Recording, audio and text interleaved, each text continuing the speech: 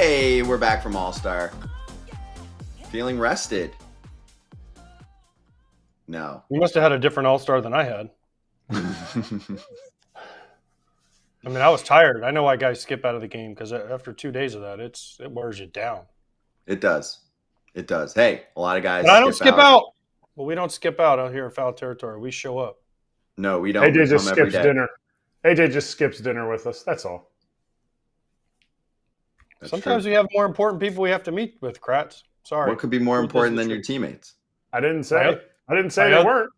My other teammates. Oh. Richer people is what he means. Richer people. Got it.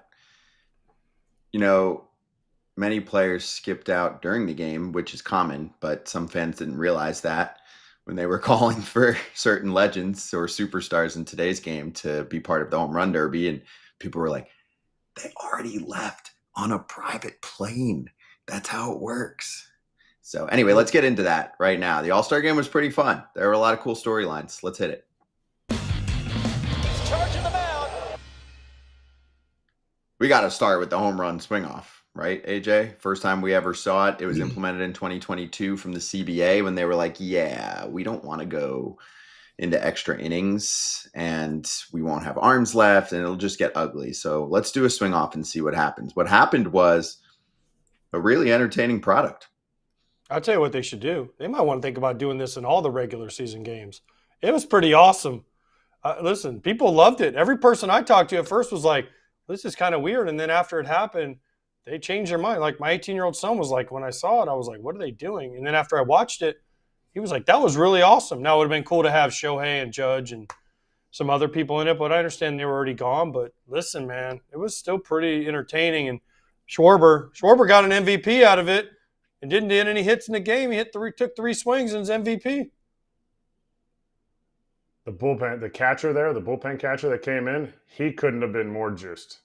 He knows his paycheck's going up too if the National League wins. But yeah, I love the end of it. I would absolutely warn everybody to not look for it in the regular season. It's not going to happen. This isn't travel ball. Sorry. Hold up. It'd be cool, though. It'd be cool. Think about this. A regular season game, if it goes past, like, let's say the 11th inning, okay, give them 2 innings to try and score. After the 11th inning, it's Padres, Dodgers, and you get Shohei, Freddie, and Teoscar versus Tatis, Manny, and Jackson Merrill. You wouldn't want to see that? I'd want to see that. I'd be praying. I didn't say I wouldn't want to see it. It's not going to happen. You're not going to take that away. You've already shortened the games. You've already, like, we're just going to have an exhibition. We're just going to have, some dudes come out and just try to hit dingers. You want to see guys hit dingers? Open the gates a little extra early and let everybody in to watch BP. That's not the same. This was fun. You want to know how to make it happen? These homers count on their all-time home run total and their season score. Every player would be like, I want in. Every single player would be begging to do that. Trust me. But yeah, I thought it was awesome. I loved it. The home run derby, a lot more people now like the home run derby almost as much as the All-Star game, if not more. So to add a home run derby to the All-Star game as an exhibition, why not do this every 3rd inning? And you can add points and bonus balls, and we can make this really crazy. Well, all right. Let's try and find something realistic here. So 2 questions, AJ. 1, do you think it will ever be considered, and I'm totally on board with you, the 12th inning is the spot, give them 2 innings to figure it out in extras, otherwise go to the derby rules in the regular season, not in the postseason. And 2, would you do it if you were commissioner? Why not? If it makes the game more entertaining, it makes people stay till the end, and players are for it, why would you not at least look into it? I mean, I know it's a little bit crazy, it's a little bit out there, but I think it's a fun idea. I mean, it got the excitement back. More people were talking about the end of the All-Star game than they were talking about Skeens versus Skubal and all the other stuff. Everyone's like, oh, that home run derby thing at the end was kind of cool. I don't know. If you do that, maybe you water it down if you do it too much. But, I mean, I'd love to see Phillies, Mets, and you get Harper, Schwarber, and whoever the third is, Trey Turner, whoever you want to pick, Bohm, JT against Alonso, Lindor, and Soto. I mean, are you kidding me? In the playoffs, to go to the Game 7 in the playoffs, maybe, to go to the World Series? Like, yes. This would be awesome. Epic. and then they miss like they do in penalty kicks in soccer. And then they're like, oh, this guy can't handle the pressure. Oh, and if a fan catches it, it doesn't count. It's an out. And then we could have like somebody running around the outfield, just one person running around the outfield. If they catch it on your own team, then you get an extra swing. Oh, man, we could just do so many cool things. No, I would not consider it. No, we're going to negotiations. All these negotiations, not one side is going to be willing to be like, yeah, I'll give up something for this. No. And if I was commissioner, no. Okay, do I think it'll happen? No. Yeah, you're no fun, Kratz. Also, AJ, he's taking it too far. He's starting to list banana ball rules and try and belittle our sport. We do the Manfred man at second base in extra innings, and everyone's surviving. We do the pitch clock, and everyone's surviving. We're going to do the challenge system, which we'll talk about in a sec, and everyone is surviving. Great. By the way, that was great. It made my bet hit, too, but it was great. How fast was it? It was like quick. But 4 out of 5 they got wrong or right or however you want it changed. Yeah. But it was quick, right? Scooble and Raleigh in the first inning were like, and in like 10 seconds, here comes the ball, and the crowd's like, yeah, and Scooble's laughing like, yeah. I mean, I thought it was pretty good. 3 out of 4 were overturned. So 10, 12 seconds, you challenge, and you find out that the ump's wrong. Sign me up. Scooble said he wasn't going to do it. No, Raleigh did it for him. Raleigh did, yeah. And they were right. The only one that was wrong was in the 8th inning. Was it Stowers? Somebody did it, and it was like an inch, 1.3 inches low. I forget who did it. It was a hitter. It was kind of early in the game, and they did it, and it was like this. It was like way low. It was lower than Brent Rooker lost the home run derby by. That's how much it was low. Good analogy. Stowers was the one in the 8th inning who got it wrong. Stowers was also the one who participated in the swing off, who legitimately thought he was being punked and that they were kind of rookie hazing him or first year all-star hazing him and saying, oh, you're going to be in this home run derby swing off. Go get ready. And he's like, stop. I'm not doing that. I'm not falling for that. And they're like, no, seriously. And then he sees the 2 managers start to meet up and he's like, oh crap, they're being serious. But anyway, by the way, we're talking about this. A lot of the players didn't even know this was a thing. They didn't even know about it. It's in the CBA. That's kind of weird to me that nobody knew about this. So, by the way, somebody, I think Kratz, wished for a tie game. He got his wish. And by the way, also it was kind of weird because nobody won their bet on that because it was a tie. No. Not true. Certain company did not pay out. Oh, okay. No, that's a money line winner. Not on a certain company. It was not. They did not pay out. Okay. I'll do some digging on that one. Why did Jonathan Aranda get swings with his 11 home runs on the season and not Bobby Witt, who was like, ooh, pick me. I would love to do this. He said if he was asked, he would have been in. Buxton was also still in the game. And you could pick anyone. I get managers saying, hey, I want someone that's in the game, that's hot right now, right? They're still involved. They didn't go to the clubhouse and cool down and shower and whatever else. Fine. But Kratz, we had 2 much better power options than Jonathan Aranda, who I love. Great season for him. That is the wrong guy. That's one of the worst guys to select to be in a derby at that moment. It's not like I know him and his BP, but I don't think Aaron Boone knew him and his BP that well either. I would go with Bobby Witt Jr. or Byron Buxton in those spots. I'm very confused as to what happened there. Buxton, we didn't hear from specifically to that. Witt literally said, if asked, I would have said yes. What the heck happened? Ryan O'Hearn, I saw him back out on the field. He was out on the field during the Derby. He would have been a good option. No idea what happened. No idea. And that's going to have to be a Boone thing. Like maybe Boone didn't know about it and he had to make a last-minute decision. And Aranda was coming in off the field and he's like, yeah, sure, go for it. Or he was the one that had his batting gloves. I don't know. I have no idea how you miss on Bobby Witt or Byron Buxton. 2 guys that were still in there. Jazz Chisholm could have been in it again. He could have used his home run swing instead of his single swing in this to win the game. His game swing. His game swing. No, his game swing. He could have used his home run swing instead of his game swing. And then if he didn't do well, he could have said other things, which we're not going to get into because it's giving him A lot of weird attention, but Schwarber beat him with his 3 swings. Right? What did Jazz have? 3? So did they tie? Yeah. So they tied. Schwarber got 3 swings and got to his mark. How good, by the way, how good is he? Can we? So we're all talking about this, and but how good is Kyle Schwarber? He's homered in everything at this point. World Series, All-Star games, WBC finals. I mean, he didn't even not hit a home run in this swing-off thing. How good is Kyle Schwarber? If you had one swing on your life for a guy to hit a home run, are you taking Kyle Schwarber over anybody else in Major League Baseball? I mean, it's Pete and Schwarber right now, I think. Obviously, what Cal Raleigh did was pretty awesome. Like, you can't discount that. If it's this year, maybe it's Cal Raleigh. But over the history of their careers, Schwarber and Pete are upper echelon home run hitters. When you talk about guys like, oh, man, he hit one just as far as Kyle Schwarber or Pete Alonso, those dudes are built different. I agree. And, yeah, Alonso would have had a chance if the AL put up more of a fight, but they didn't need him. Pete was getting ready. He's like, now I know what it's like for that dry hump for closers where they get all ready to go, and then the game gets out of hand and you don't get used. He's like, I was getting all warmed up and ready. Back to the challenges. By the way, I got Pete. So I saw Pete everywhere. Pete at one point looks at me and goes, are you stalking me? Because everywhere I went, home run derby on the field, we ran into each other, we chatted. Red carpet, we went to the Nike thing together. He was there, and it was like, Pete finally looks at me and goes, do you have my schedule or are you stalking me? And I'm like, Pete, I'm older than you, so stop following me. Mm-hmm. Or you guys are just BFF foul territory bros. Magnetized to each other. Love, true love. Pete loves foul territory, and foul territory loves some Pete.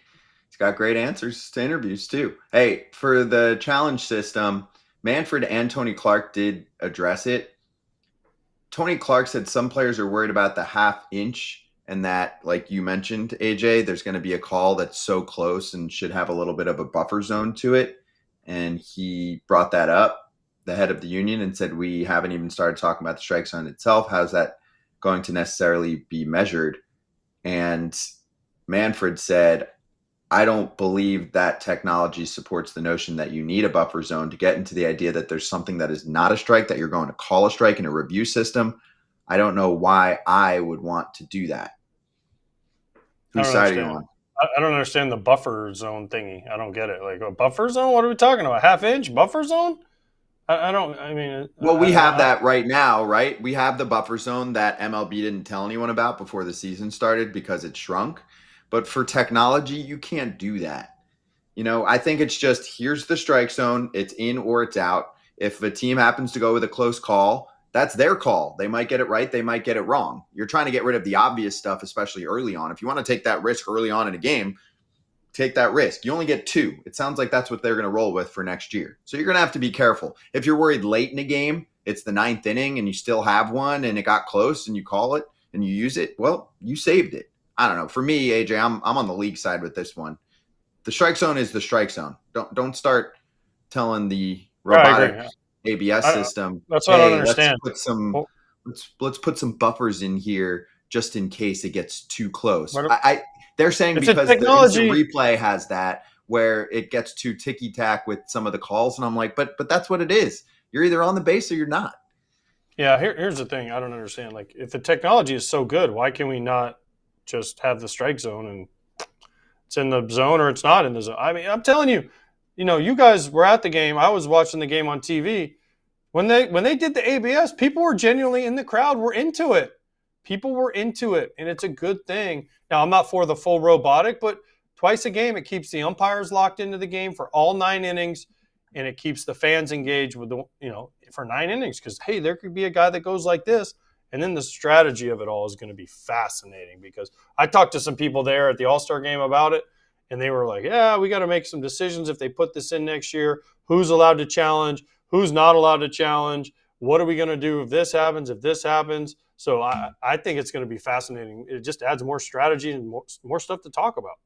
Yeah, it was an awesome All-Star game and All-Star week. And just shout-outs at the end here because we don't have time to discuss all of these topics. Clayton Kershaw mic'd up was awesome.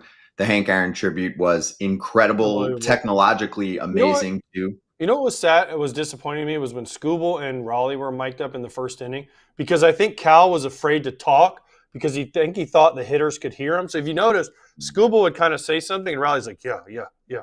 But he would never really give us an answer. And Cal's talkative. I mean, he's great to talk to. But I think he was afraid the hitters would hear him. So he was really kind of quiet. And I think that's a cool concept. If, Cal would have been like, hey, Scooble, let's throw this pitch.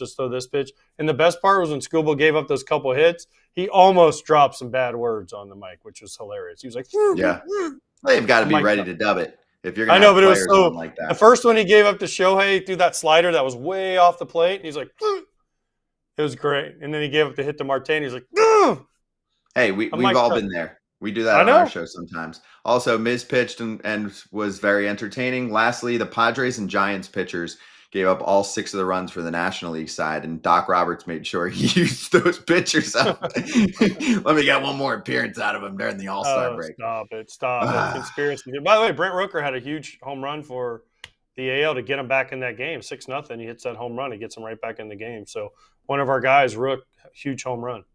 Incredible comeback there. 6-0 to 6-6 to the swing off. Okay, FT fam, it's another week and another opportunity to prove how smart you are with trivia. ChatBCC up and running right now. If you're not in there at this point, I don't know what you're doing. It's free to enter, takes 5 seconds. Foulterritory.chat. Type that into your browser, go there, sign up, or you can hit the QR code on your screen and play for a chance to win an authentic MLB jersey of your choice. Pick your team. Up to $400, and the contest ends in a couple days on the 20th at 11:59 p.m. Eastern. We'll randomly select a winner from the top 10 scores. So go get yourself into ChatBCC. You can also ask us questions that we'll be bringing up trade deadline wise, and then play in the trivia game. Coming up next, our resident GM, Jim Bowden. Trade season has begun.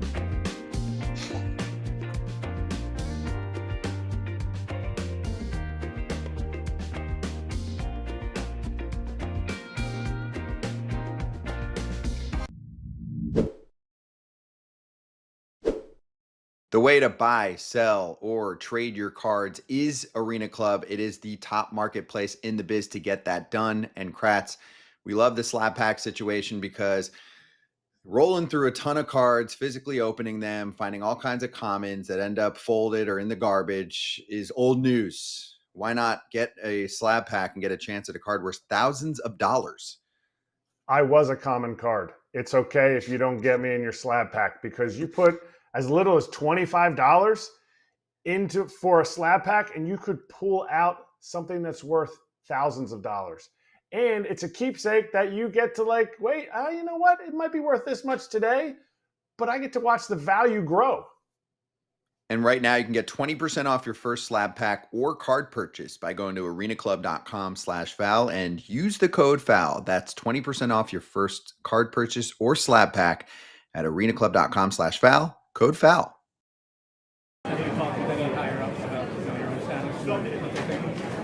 About what? I can't be traded. I got a no trade clause. I'm a Minnesota Twin for the rest of my life. So that's the best feeling in the world, knowing I get to walk into a clubhouse and it's going to say Twins for the rest of my life. I'm a Twin. Absolute fire. Someone brought up how the no trade clause, I don't know if this was true, was only until a certain year, like 26 or whatever. But then I was thinking, wait, by then he'll have 10-5 rights. He's never going to get traded from the Twins if he doesn't want to. That'll last for the rest of his career. So I love him just shooting down the question, worried about getting traded. Nope. I love that he was just basically get off me. You know what? Because I ain't going nowhere, and I can't. They can't trade me. Stop asking stupid questions. Like when Bryce Harper was like, "Clown question, bro." Byron Buxton basically was like, "Dude, you don't even know what you're talking about. I'm out." But some people didn't realize that, so I thought it was great. I thought it was a fair question. Hey, you worried about being traded? And he's like, I have a no trade clause, and it just confirmed with everyone that he will not waive that no trade clause. That's his right. Yeah. Take him off the Agreed. board. Yeah. Unless you're the Padres and you do what Phil Nevin did and you make him catch. So you take Byron Buxton and say, we're going to make you a catcher and throw him back there. And then they're like, oh, wait, I'll waive my no trade. But I don't think they're going to do that to Byron Buxton. That would be cruel. Kratz, what are you doing? He can't hear. Jim Bowden next.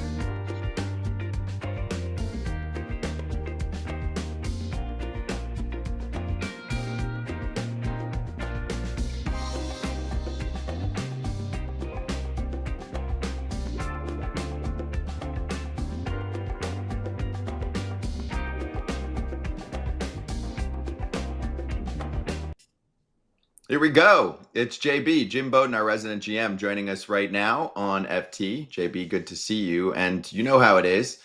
The draft happens, then the All-Star game and the Derby happens, and then trade talk happens for the next couple weeks. So let's officially crank open the door. We'll be chatting with you more frequently over the next couple weeks. And I would like to start with two pretty big market teams that are making a push after some disappointing seasons before this one. Cubs, Blue Jays. I've seen recent articles of yours point out how both teams need some starting pitching. Can you elaborate on that for us? And do you have any names in mind?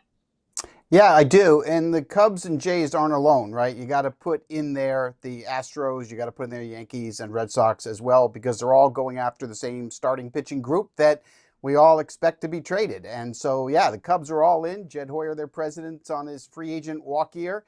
He's going to do everything he can to win right now. And the Blue Jays have been very clear with opposing GMs that their goal is to add another starting pitcher. And I think both teams are going to be aggressive. So the market's kind of thin, right? Sandy Alcantara has fizzled enough in July that I don't think he can make enough starts to get traded. I don't think his value is going to go up. And people that thought Freddie Peralta is going to be traded, no, he's going to be pitching in a playoff game for Milwaukee. And so, I think some of the guys that we thought were going to be traded are not going to be. So let's talk about another one in Zach Allen, who has been so bad that his trade value has diminished to the point of almost shocking, right? So who is going to get traded? Mitch Keller of the Pirates. He gone, right? Merrill Kelly, good chance he goes with Arizona. Everybody's trying to get Edward Cabrera from Miami, but you have to really overpay to get him. Everybody's waiting to see if Kansas City continues to fall out of it some more, because there is a feeling that maybe Seth Lugo and or Michael Wacha could get moved if that happens. People are waiting on the Angels to see if Yusei Kikuchi is going to get moved. Will Sonny Gray waive the no trade and St. Louis end up at the deadline trading him? And then the most obvious two other guys that probably will get moved, Charlie Morton and Sagano with the Baltimore Orioles. So those are the groups of pitchers that these teams are chasing, and it's going to be fun to see. Now, I've said this before. The general manager and team president in the last 2 weeks in July are just as important as the star players, because a lot of times the moves they make or don't make will have as much to do of who wins the division or makes the playoffs and who doesn't. Okay, a couple things you brought up in that whole thing. First of all, I used a Hawk Harrelson-ism, so I give you credit for that. The sweatshirt's terrible, but the Hawk Harrelson-ism kind of makes up for the sweatshirt. Sorry, just saying, My son Jim. is the GM of USC, AJ. I Come on, I know, get a but pass still. on that. Okay, Yeah, I'll give you half a pass on that. all right. Only because I have a Reggie Bush signed jersey hanging on my wall, so that's the pass There you you get. But it said Heisman. He lost it. Now he got it back, so it's worth more now. So thank you. But you mentioned some of these guys that are getting traded. How in depth, how deep are the Cubs and Jays willing to go for some of these guys that we're not so sure are going to change their future and get them to the World Series? So how heavily invested will some of these teams go? Yeah, I mean, I think in the two teams you're mentioning specifically, the Cubs continue to dangle Owen Cassie and Kevin Alcantara. So I think they're willing to trade one of those two outfielders to get the starting pitcher. They do match up well with the Pittsburgh Pirates, who desperately need offense. Cassie could be the starting left fielder for Pittsburgh for a long time, if they make that deal. And, the Cubs are going to try to make a run at Kyle Tucker to bring him back. And they also have Alcantara, so they have a little depth in the outfield if they trade Cassie. So, I think that's about as far as the Cubs go. And then I think in terms of the Blue Jays, the gloves are off. I mean, they're really open. They're smelling that they can make the playoffs. They're smelling that they can win. And so I think that in terms of their farm system, especially knowing that, again, Mark Shapiro and Ross Atkins, their contracts are up. I mean, if they can sit there and make the postseason, they're going to get long-term contracts. They're going to do whatever it takes. I'm just telling you at the end of the day. So, yeah, they're willing to trade their top prospects to try to win right now. I like it. I like it. As a player, I always wanted my team to try to win, so I like it. I like play Jays and everybody else. Let's go. Jays, Cubs, whoever it is, let's go. Get all in. Now, teams that need reliever help. Tigers, Phillies for sure. Is there any other teams out there, and what are their options for relievers? Yeah, great question. The Mets. Yeah. So Phillies and Mets in the same division are fighting for the relievers and Detroit as well, as you mentioned. And by the way, when we talk about relievers, every contending team wants to upgrade the relievers. I was talking to the Astros today. They want a reliever along with a starter and a left-handed bat. It's just what you do, as you guys know. But the three teams we just mentioned, or especially the Tigers and Phillies, they could go huge here, right? I don't think the Mets are going to go huge. They've got Diaz. They're pretty solid back there, but they're in the mix. So who's going to go? The Pirates are going to trade David Bednar and Dennis Santana in all likelihood. They're going to go. So teams like the Tigers, the Phillies, and Mets are engaged with Ben Cherington. We all know Pittsburgh's needs, again, it's young hitters that are not arbitration eligible, that they can control. Ben Cherington, to save his job, has to have a good trade deadline, which means Bednar, Santana, Keller, they go, maybe more. I keep hearing Emmanuel Clase's name, and I think Cleveland's at the point now where they're looking at their lineup. They're 26 in runs scored, 20th in home runs, and they're feeling like, look, we can put Cade Smith closing. Let's move on from Clase. He's got an affordable contract. He's signed. We can do well prospect-wise. So, I think they can move him. And teams like the Phillies and the Mets and the Tigers, they have enough in their farm system to make a deal. I think he more likely goes to Philly or the Mets than the Tigers. I'm not sure they're going to trade him in their own division unless they get overwhelmed. I also keep hearing about the Twins relievers. They're not going to trade starter Joe Ryan, but they'll listen on Duran and Jax. That's kind of fascinating. You've got the Nationals. They're going to move Kyle Finnegan. It'll be interesting to see what Mike DiBartolo does as the interim GM over there. There are some teams that think there's a possibility that the Athletics this time around will listen on Mason Miller. And there are teams that want to make him a starter. They want to trade for him and make him a starter. And, Athletics need quantity of pitchers in return. It would be a big package, but, that'd be a huge get for someone. And again, as we mentioned earlier with the starters on Wacha and Lugo, people are waiting on the Royals to see if they fall out of it, if they'll move Carlos Estevez. So those are some of the relievers that everyone's kind of focusing on. Those are some big names, big names. Let's hit position players too, JB, while we have you. So let's start with third base. I know you recently talked about the Mariners and a hole that they have, but also a team like the Yankees has been brought up. They have a very clear need for that position. Do you think there will be a competition for someone like Eugenio Suarez between those two and maybe one or two others? Yeah. Okay. So let's start with Seattle. So Seattle's looking for first base or third base, right? But they do have Ben Williamson at third, and anyone that's been watching their games is loving his leather, right? He's got a really good glove. So I think their preference probably would be to add the bat at first base, not third base. So, they do match up well with Arizona, right? Because Arizona's got Josh Naylor and Eugenio Suarez, if they sell, which is a big question, by the way. But if they sell, I think the Mariners are more likely to make a deal for Naylor than Suarez instead of having a reunion with him. Suarez in the Yankees, Suarez in the Cubs, and Suarez in the Brewers are the three teams that I keep hearing if they were to move them. Now, when I talked to Mike Hazen on my radio show a couple of weeks ago, he made it very clear to me he's buying, he wants pitching, and he said, look, when I made the trade for Naylor and Suarez, I knew they were going to be free agents. That was all part of the plan. And so, look, whether he trades or not, I think time will tell. But Suarez, in those 30 home runs, that changes things for the Yankees. It really adds to the Chicago Cubs. It probably wins the division for the Brewers, perhaps.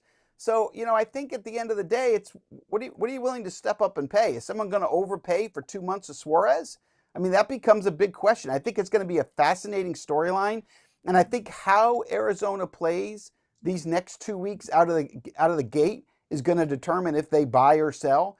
But I promise you, everybody that needs a third baseman and the three teams we just mentioned, they're watching very closely with binoculars and scouts in the stands on every Eugenio Suarez at bat, including when he got hit by the pitch in the All-Star game. I had one scout text me, go, "Oh no, please don't tell me." So it's going to be interesting. When I started seeing those tweets with the home run derby swing off participants and I saw Gino Suarez, I was like, Are they sure? I'm like, the Diamondbacks on line one saying, absolutely not. I don't care if he wants to do this. And they did scratch him, which made sense. JB, I got another name for you that I think is fascinating. I was on a Cleveland radio show the other day, and I was stating my case for why this player should be a Guardian for life. Steven Kwan is the name. They're like, oh, we can't afford him long term. When you have your fan base thinking you can't afford Steven Kwan long term, you are certainly fooling them. I know that the Cleveland Guardians don't spend a lot of money, but it's not like he's going to command hundreds of millions of dollars. What would you do if you're running the Guardians right now? Would you trade him? Because he certainly provides that variety in a lineup as a contact guy. He was great last year in the playoffs for the Guardians. He has his limitations. Elite defender, great base runner. Isn't this someone you would lock up, or would you trade him? Because you have to make that decision, right? He's got a couple of years of control after this. What are you going to do? Yeah, I mean, look, Cleveland's got a tight budget, right? It's not easy. And although you look at Kwan and you don't think he's going to be expensive, if I'm the agent for Kwan, this is a Gold Glove left fielder with top 2 in baseball in contact rate. This guy gets on base. You know what Kwan would do for the Padres right now? You put Kwan at the top of that lineup with Tatis and Merrill and Machado, and I don't know. I'm just drooling down the left side of my mouth just thinking about it. And so if you're Cleveland right now and you look at their farm system, do you need to consider Kwan, Clase, Santana, moving them to try to get 6 or 7 young players to kind of rebuild this lineup?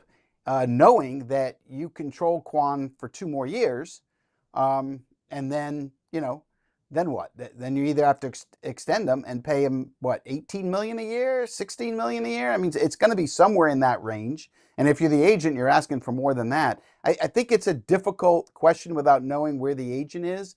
But I guess my answer to you is I would be exploring everything right now. I would be exploring trade. Can I make a trade that's going to help me win? Because this is a really good player. I'd also be exploring trying to sign him long term. And if I can't do either, I'm gonna let him go through the system right now, and I'll readdress it in the offseason, or I'll readdress it next July. There's no gun to my head. I control him for 2 more years.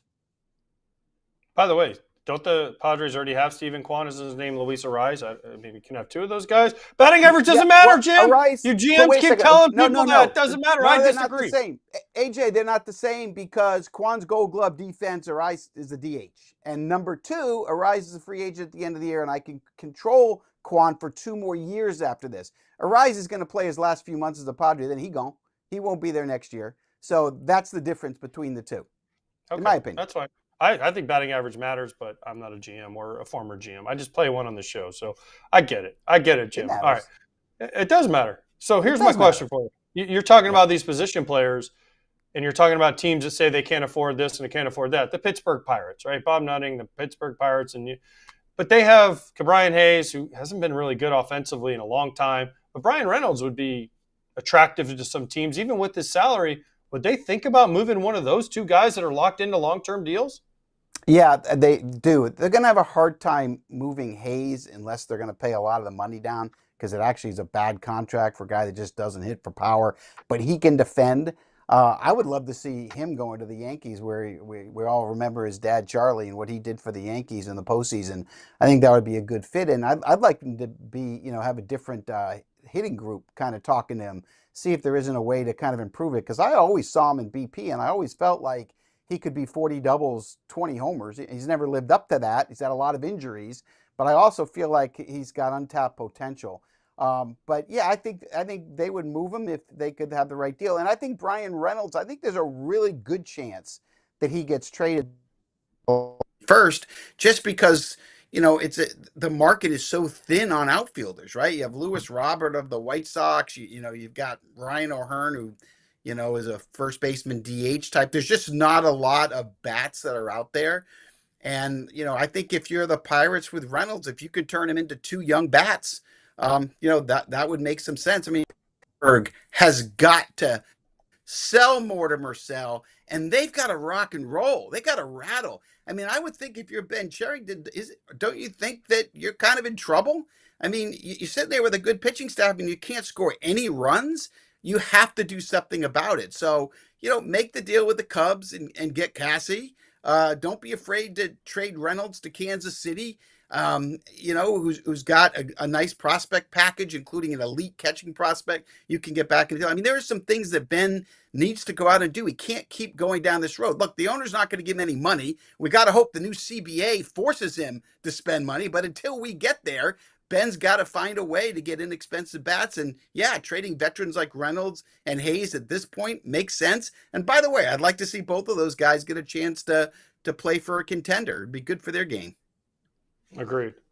Totally agree. But I mean, Ben Cherington's got to feel like he's on the hot seat. They already got rid of the manager. Usually the GM is after the manager, and Ben Cherington's been there for a while. So at some point, everyone's time is up, Jim, as you know. All right. Before I let you go, the swing off was a big topic after the All-Star game. Are you a fan of it? I loved it. Heck, why not? Let's bring this into the regular season. If you get to the 12th inning, we have a swing off, and think of some of the matchups we could have on some of the big, great teams. It would keep the fans engaged. It would be exciting. I loved it. My kid loved it, who's 18 years old. He watched it. He loved it. Every person I've talked to, for the most part, has loved it. I think it's a great idea. It was the funnest All-Star game I've ever seen. I'm not saying it was the best, because that 08 game in the Bronx, the 94 game that was 8-7, and as a kid, Reggie Jackson at Tiger Stadium, and of course the Ray Fosse thing in 1970. But this was the funnest, for sure, All-Star game. And it was a great game, right? We had the power pitching of Skeens and Ryan. We had the power bats in the 9 innings with Rooker, Alonso, and Carroll going deep. We had great defense in the 9th by both Suarez and Olson. We saw the importance of speed when Bobby Witt's speed got that run to tie it 6-6. We saw a 6-0 lead go to 6-6. Like, we had all that drama.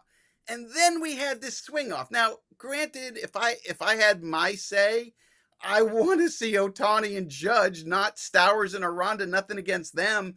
But I hope next year when the managers set their 3 guys, let's get the superstars that, oh, by the way, some of them that didn't want to do the Derby, put them in to do this.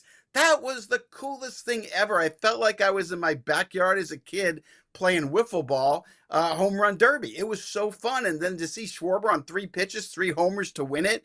And so they win 7-6 because of it. Look, I have 5 boys. All of them loved it.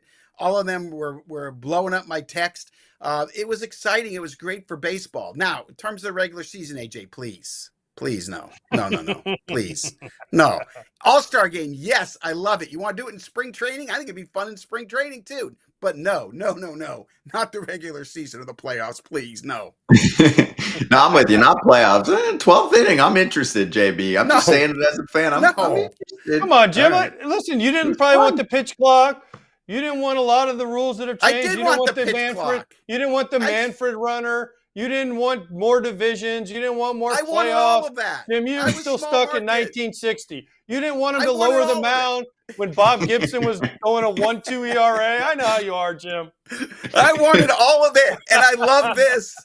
I don't want to lose because the guy throwing BP didn't give my guy the right pitch in the 12th inning, and I hire better BP throwers. I won game. I didn't make the playoffs. I had a game 163 in 1999, and I lost to Al Leiter in the Mets. And I'll never forget it. I don't want to lose in the 12th inning because Ebel doesn't throw a good pitch and my guy hits the wall. No.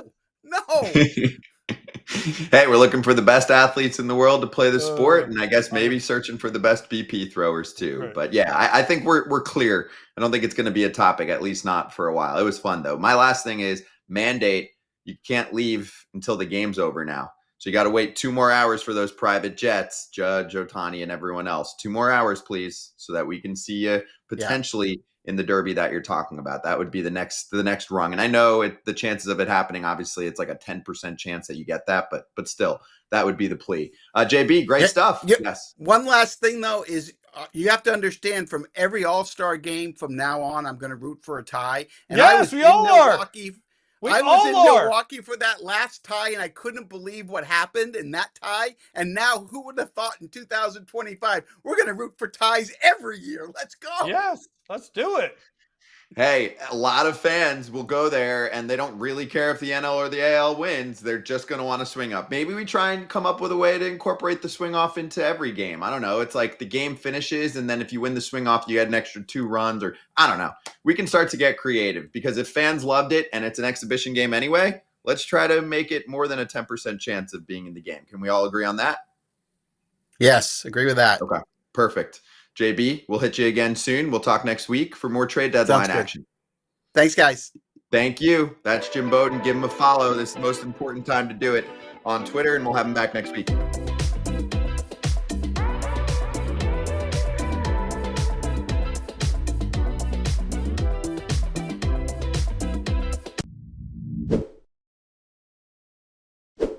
Hey, have you heard of Built? No? Do you pay rent? Yes?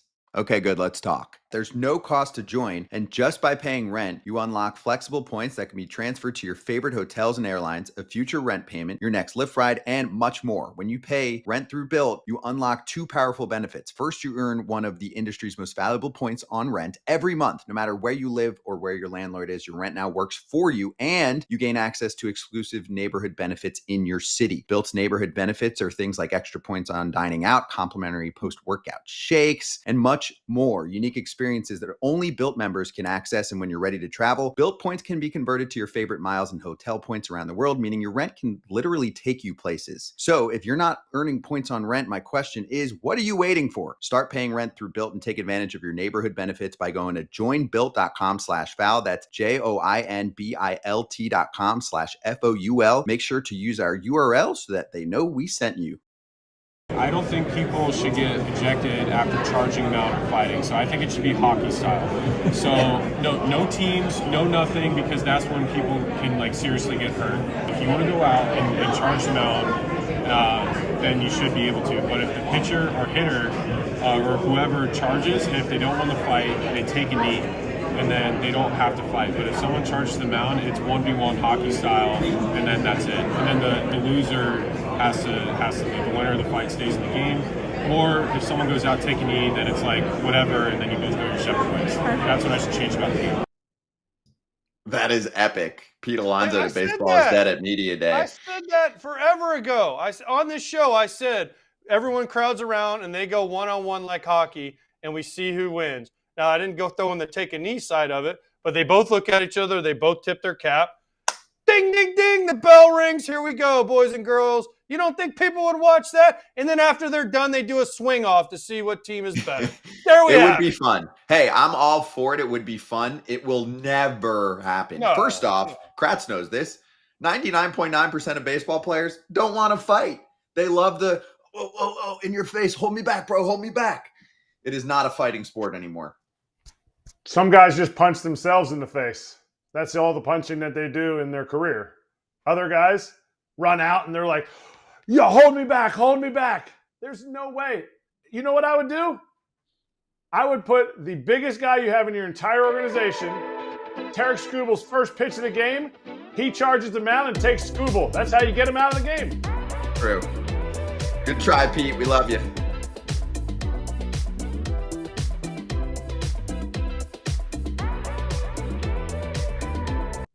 Boston Globe Red Sox beat writer Tim Healey joining us right now. It's weird to announce you that way, but I'll take it. I'll take it. You're still following a playoff contender. But I'll take it too. Exactly. And you probably didn't think you were following a playoff contender 2 weeks ago, but now you're following a playoff contender again. Red Sox are the hottest team coming out of the break. They've won 10 games in a row. Some of that was against a soft schedule, but then heading into the break, they sweep the Rays in 4 games. Rays have been playing really good ball for a while. They win 3 of those matchups by 1 run. What is your thoughts on this current Red Sox team? Do you think they'll keep this up in the second half? The Red Sox might be good. And that would make some people look smart because in March, when I was covering the Mets for Newsday and we were doing our season predictions, I picked the Red Sox to win the AL East. So I think at this point, winners of 10 in a row, they're 3 back of the Blue Jays. I probably got to stick with that prediction, right? But the division is right there for the taking. The Blue Jays aren't that scary. The Yankees aren't that scary. And maybe they don't see the Red Sox as scary either, and that's a reasonable take. But they've won 10 in a row. We're going to learn a lot about the Red Sox in the first week and a half coming out of the break because they're going to play the 3 first-place National League teams, Cubs, Phillies, and then home to host the Dodgers, which should be a lot of fun. So it's going to be a very interesting and eventful 2 weeks leading up to the trade deadline for sure. What is a successful trip or group of series out of those 3 series? Is it, hey, if they win one of those 3 series, but they don't get swept? Is that successful? Oh, because they're a young team. It feels like they have like some built-in excuses. Bregman's coming back. What's successful? Yeah. If you can manage even a winning record in those 9 games and go 5-4, I think they'd sign up for that in a heartbeat. Even 4-5, a losing record a little bit, they're probably still holding a playoff spot at the end of it, going into a series with the Twins, which is their last one before the deadline. So 4-5, 5-4 for sure. And, you know, we'll see what they're made out of. As you said, they have a lot of young players, so the range of potential outcomes is wider than normal, not only for this week and a half, but the next 2.5 months. So, you know, we'll see what those guys got.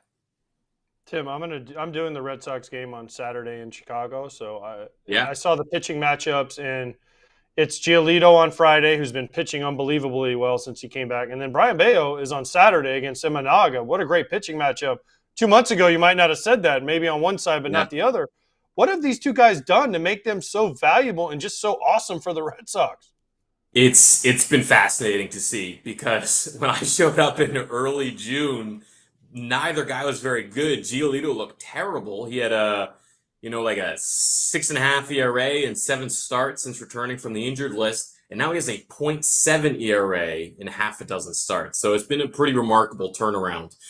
Both guys, it's a little different. For Giolito, all goes back to a bullpen session in early June at Yankee Stadium when he locked in on some, what Andrew Bailey, the pitching coach, called biomech call-outs. So basically they're high tech guys looking at the super slow-mo video, made some recommendations to Giolito and got him back to his delivery and his mechanics from when he was quite good in really early this decade through, the first half of 2023 even, got him back to where he was. And he said this is the most locked in he has ever felt in his major league career as far as being able to make adjustments inning to inning or even at bat to at bat, pitch to pitch. With Bayo, it's a little different because we might just be seeing the growth of a young guy who may have been rushed to the majors a couple of years ago, did a lot of learning at the game's highest level, which is not easy to do, took his lumps for sure, and now is starting to pitch like the top prospect the Red Sox thought they had a couple of years ago. And, is he going to be normally a low 3s ERA guy? I don't know. But in a half of a season, which isn't that small of a sample anymore, that's where he's at. And over the past month plus, he's been even better than that. So, Bayo's just getting better as opposed to throwing it back to when he was better like Giolito is. And these pitchers are doing this with way below average defense behind them. They've given up the second most unearned runs of any team. And the other team is obviously the Colorado Rockies, who were just in Fenway and had 21 wins. Does their biomechanical lab have any flow issues with, or figure out how to biomechanically have their fielders field the ball any better? It's so interesting because on the whole, the defense is not great, and the errors are there, and the unearned runs are a disaster. And then on an individual basis, they are nasty at some spots. Ceddanne Rafaela, amazing at center field. Willie Abreu, great in right field. Duran, pretty good in left.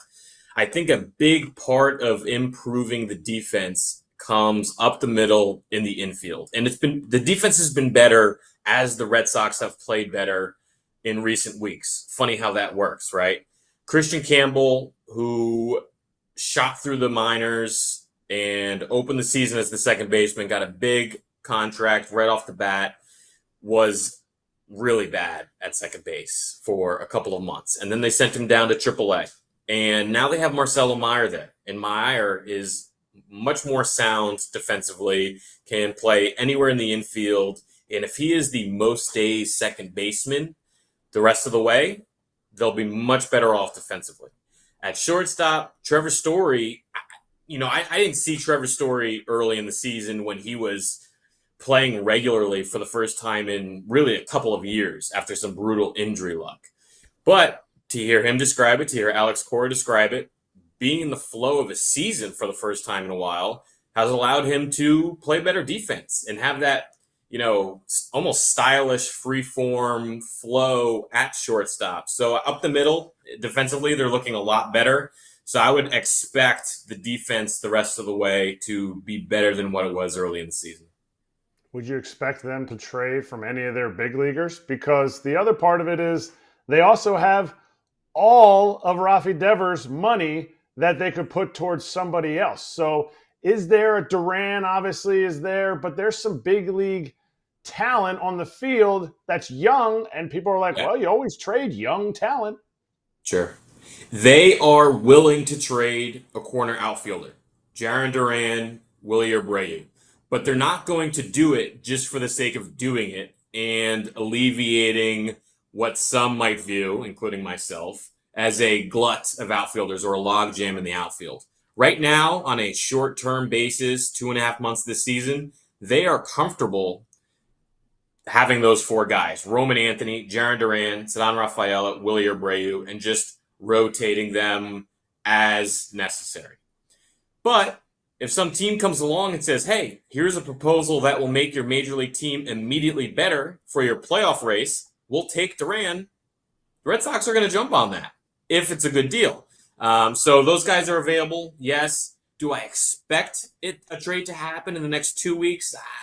I don't know if I'd go that far, but it's certainly possible. The Red Sox are willing to listen. It just surprises me that they would trade from one of their strengths, but I guess that's what you have to do as a team. Would they trade? I mean, Duran seems to be the name we keep possibly hearing over and over and over again. Did he piss somebody off in Boston? Because I thought they loved him in Boston. Why is it him? Why is it? I mean, they can't move Yoshida, obviously, who we haven't even mentioned. They're not going to trade Anthony, right? But why is it Duran? I thought people in Boston loved Duran. Duran is very popular among fans. He is when MLB came out with their list of most popular jerseys of the first half a few days ago, Duran was the only Red Sox player on it. Fans love him, largely. He was amazing last year, not as good this year. But if you look at the outfield picture right now for the Red Sox, Roman Anthony's not going anywhere. We know that. Rafaela, not going anywhere. We know that. And that leaves two guys, their corner outfielders, Duran and Abreu. And both of those guys are sort of in the same bucket as far as, they can be had if you're willing to pay up as another team. Abreu's a little cheaper, more years of team control, Gold Glove right fielder. So maybe that makes him more desirable to keep and more difficult to pry away from the Red Sox, which leaves Duran, who's still a few years away from free agency himself, still a very good player himself, all that stuff. But if you look at it that way, that's why Duran would be the odd man out, even if, both corner outfielders or either corner outfielder theoretically could be dealt in the right trade. Tim, I'm assuming I know you watched the All-Star game. We love the swing off. You tweeted out, Pete Alonso can quit the Derby, but the Derby can't quit Pete Alonso. What did you mean by this? Because Pete Alonso was in the swing off, didn't even get to swing. How cool would it have been if he would have got a chance? It would have been awesome. For the record, I tweeted that when Pete Alonso was gonna bat. I really thought he was gonna have a chance to walk it off there, but it was so funny. It was perfect. Here's a guy who made the Derby a major piece of his baseball identity. And this year he says, I'm going to take a year off. And he did. And he didn't do the home run derby. And then, lo and behold, the All-Star game is tied and apparently includes a swing off in that scenario now, which was electric, by the way. A lot of fun. So I thought it would have been perfect if Aranda had figured out how to hit one home run in his chance there, and given Alonso a chance to walk it off. That would have been really funny, but so it goes. Yeah, not the best choice maybe to go with Jonathan Aranda No offense to him, great hitter this year, but we no pointed offense. out. No offense, Jonathan. I mean, Scott, you keep just dude. I mean, listen, he Okay, picked who he Tim. picked. Aaron Tim. Boone picked who he picked. Tim, 1 home run to win you a game in a derby, in this derby format. Do you want no, we're not picking anyone. Do you want Jonathan Aranda, Byron Buxton, or Bobby Witt? Because the rules, according to the manager, even though these weren't the official rules, were that they wanted to use guys that were still playing in the game. How would you rank those three? I'd probably have to go Buxton of those three. But and 2? Not Aranda. Right. Thank you. With apologies to Aranda, but nonetheless. It killed the dream for Pete Alonso. I think one of those other 2 guys would have popped at least one more homer, and that would have kept that thing rolling with Pete. But anyway, it was a fun show. We can't be too. He was locked in the batting cage. He was. Yeah, we mentioned it earlier. He had a great line about how he's like, yeah, now I know how closers feel when you're going in to warm up and then you don't get used. Yeah, Kratz? Tim, that's very because Jazz Chisholm was locked into the batting cage by the American League team, so he wouldn't come out to the Derby. Yeah, listen, fair is fair. I joked before watching the Derby at home. I wasn't in Atlanta this week, but before Jazz came up, and he's sort of odd duckling in the home run derby. I said, imagine if he just hits 3 home runs, and then he did. I was like, oh no, oh no, poor guy. Has there ever been anybody that hit 0? There has to have been somebody that hit 0 at some point in this thing, right?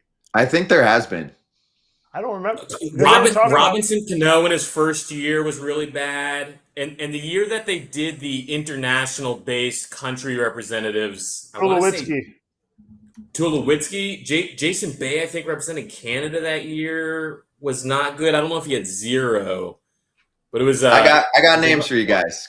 We have a lot of AI bots that help us with this stuff nowadays. Okay, notable examples of players that have failed to hit any home runs in a derby: Yasiel Puig in 2014, Mike Piazza twice, Gary Gaetti also one time, and in the 1990 home run derby, 5 out of 8 participants went homerless. Yeah, but that was they did it different then, though. I know. It was like you got like 10 pitches or something.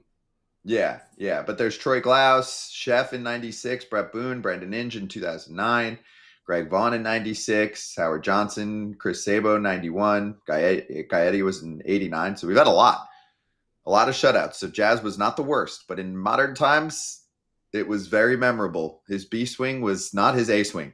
Anyway, we got to go. Tim, this was great. Good chatting. Absolutely. Everyone give Tim a follow at Tim B. Healey on Twitter, and we'll chat with you soon. Sounds good.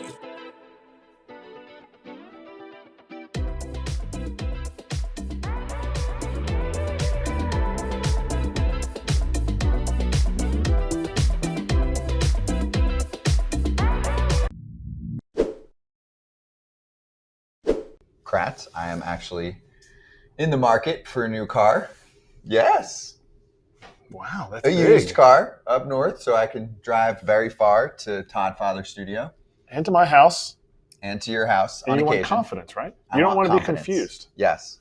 Because I'm transparency, which is big on our show. And just the confidence part is what I stick with, because it's like, I got to check another site. I got to check this site or that site. It's all in one place. I know I got the best deal for what I'm getting. Take the guesswork out. It's called Car Gurus, cargurus.com to be exact. You can buy or sell your next car today at cargurus.com. Make sure that your big deal is the best deal, and also they'll connect you with trusted dealerships when you're ready to go, ensuring a keyword here, transparent and hassle-free buying process. They are super popular. Go give them a look. cargurus.com, cargurus.com. Baseball still has the best all-star game. Kyle Corwin tweeted this. MLB, 7.2 million viewers. NBA, for theirs, 4.7. NFL, same thing, 4.7. I think if you just showed a quarterback throwing a football against a wall, you'd probably get 4.7 for NFL anyway. And NHL, he wrote, dumped their all-star game. Now, in fairness, they did do USA versus the world? Is that what they did? Four Nations, right, which is not an all-star game. It was awesome. And that got good ratings. Yeah, of course it did, because anytime you put USA, Canada, was it Finland, and I forget the fourth team, Russia maybe? whoever it was, whatever the 4 nations they threw out there. You put USA on, USA people are going to tune into it with the best of the best. I'm sorry. They are. I like John Smoltz's idea, at least to try at one point. It'll kill USA versus world. it kills the WBC. I don't think it does. WBC is a bunch of different countries. You're going to do one game in the All-Star game, and I'm telling you, people are then let's always go. thirsty for We don't have international time. competition. We don't have enough time because there was 81 All-Stars this year, which, by the way, is over 10% of the league. But if we went through, how heavy and how balanced would it be, right? Like how one-sided was it if we looked at? I don't know because I haven't done it, but how one-sided is it or the other side? They wouldn't even half those guys wouldn't even be in. Half those guys wouldn't. It would just go all superstars. Everyone would pick the best player no matter the year they're having, and that's where it would change. If you want to do something like this, let's have 2028 Olympics during the All-Star break. Get it done. I'm down.